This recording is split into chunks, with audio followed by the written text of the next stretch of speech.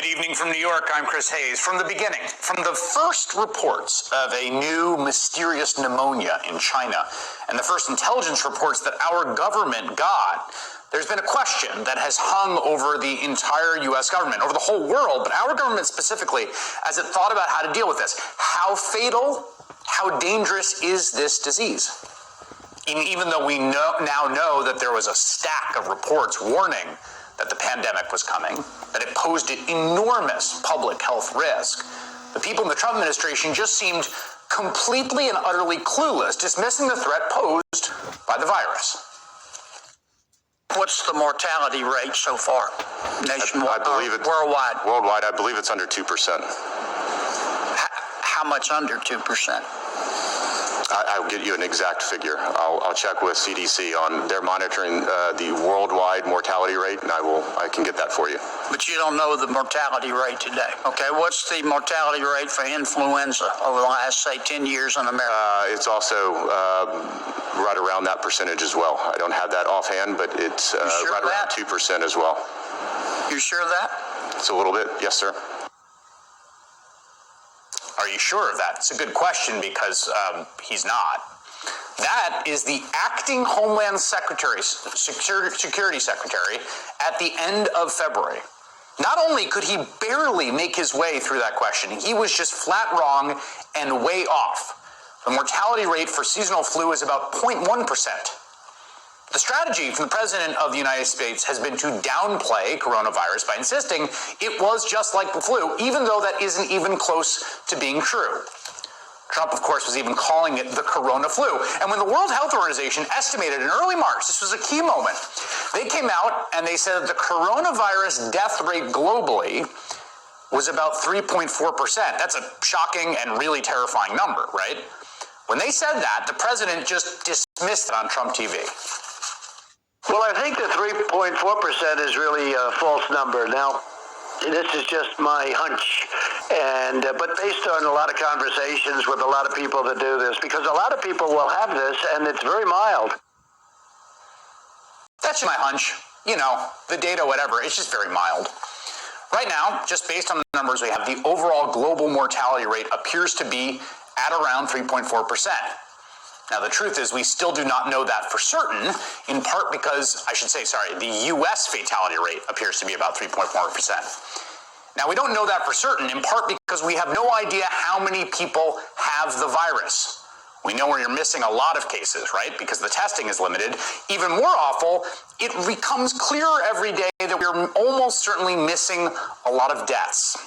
Today, New York Governor Andrew Cuomo said that 779 people had died of the virus in the state over 24 hours, a staggering number, but one which is almost certainly too low. Right now, that number only counts people who are confirmed to have had the virus, and a lot of people are dying from coronavirus without getting a test.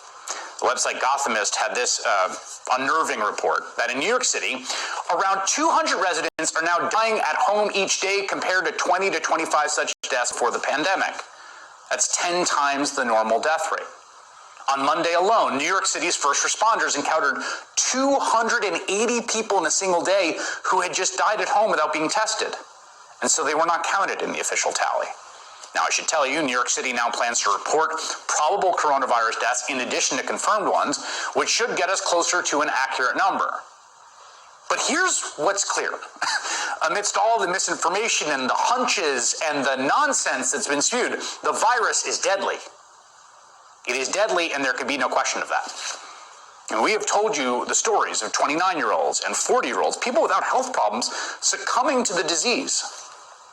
This is just an unbelievably dangerous scourge making its way across our world and country. And as the sheer danger and horror of it has reared its head, has become impossible to deny, right? We are finally maybe starting to bend the curve. The social distancing is working. Here in New York City, for instance, we are seeing a slowing in hospitalizations. That's encouraging.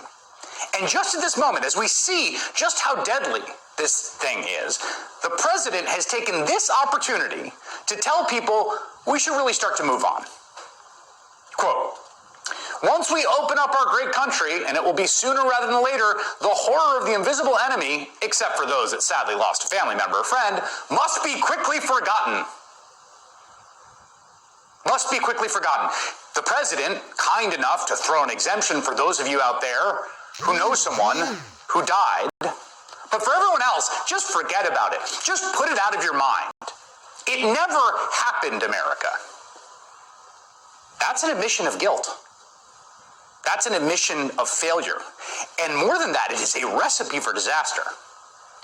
First, from a medical standpoint, we cannot just forget about this. I mean, Dr. Anthony Fauci has made this clear every time he gets near a microphone. We cannot just go back to normal once we start to emerge from the worst of this virus. When you gradually come back, you don't jump into it with both feet. You say, what are the things that you could still do and still approach normal? One of them is absolute compulsive hand washing. The other one is you don't ever shake anybody's hands. That's clear. The other thing, depending upon your status, the possibility that when you are in a group of people that you can't avoid the 6-foot limit and you can't stay out of 10 feet, that you might want to wear a cloth face protection. Things will not be the same for a while. The other reason Trump's call to forget about all this is so disturbing is the sheer human toll. I mean, we've lost a colleague here at NBC News. We all know people who have been sick. In the United States, we've lost more than 14,000 people to this thing. Again, that's just the official count. The real number is probably much higher. In the September 11th attacks, we lost nearly 3,000 Americans. And back then, the idea was that attack, that brutal and sudden attack, that had changed everything. That we had to completely alter, and we did completely alter, American society, spending trillions of dollars waging multiple wars, changing every airport and entrance to every building. We had to completely remake American society to prevent it from ever happening again. And now, we've lost 4 times as many Americans to this virus. And Donald Trump wants us to just shrug it off and move on and forget about it. After September 11th, we said we will never forget. And when it comes to this unimaginable horror, Donald Trump